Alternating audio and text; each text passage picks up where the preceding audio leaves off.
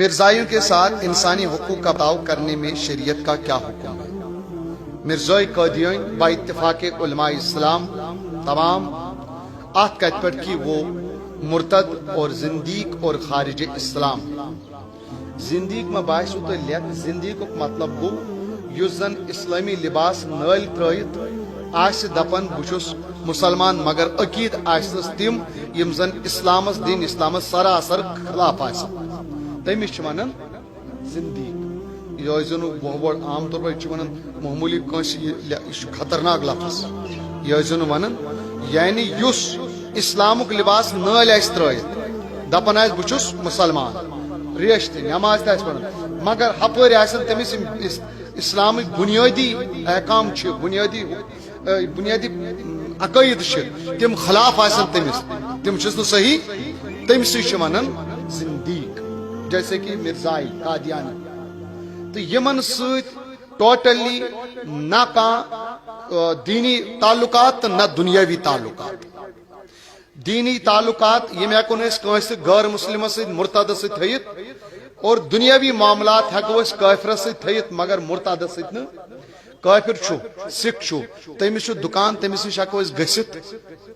ٹھیک تجارت بزنس کرت دنیاوی لین دین تو تعلقات تھیت دنیاوی مگر اس مرتد آس زندیق آس اتھ ڈینجر اتھ سکھ چھ پائی سکھ بٹ چھ پائی لگ بھگ آپ دیکھیں گے دنیا کی مثال ہے اس بٹ اگر تو تمس نش ہیک کرک کی تمس نش وتھن بہن تہ لین دین مسلمان بنو نا بٹ لگ بھگ مثال نہیں دلا سکتا کوئی ایک ہوگی لاکھوں میں لگ بھگ نا کہ مگر اکسو اس مرتد چھو مگر اسلام کو لباس لگت یم یل پانو رلے دوست تعلقات تھی یہ تہ بنو مرتد اس لیے مرتدس نش زیادہ دور روزنک حکم تمس نش دینی بائیکاٹ تھی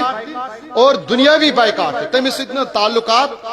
نہ نکاح جائز نہ تمس دوستان جائز نہ ان کے گھر میں کھانا جائز نہ ان کے کسی پروگرام یا فنکشن میں شرکت کرنا جائز بلکہ سری ناجائز اور حرام اور گناہ بلکہ سید شد تت ایمانس خاطر تور کھانا تعلقات تھون کی بوزواز